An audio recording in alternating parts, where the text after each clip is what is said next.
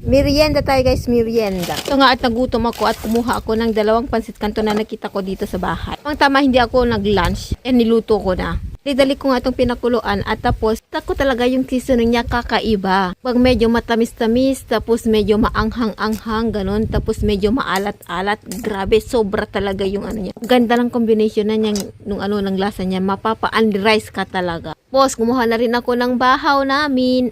Pinagsama ko na, ayun, nakagawa na ako ng freelance. O diba, may merienda ka na, may dinner at lunch na yan. O diba, Kasi sobrang nakakabusog talaga siya. Kasi ang sarap niya, guys. Ang sarap niya. Alam ko kung ako lang yung kakain. At nung naamoy ni Habi talaga, ayun, napakain na rin siya. Akala ko wala nang masarap na Indomie dito sa Pilipinas. Pero ito talaga, nasasarapan ako.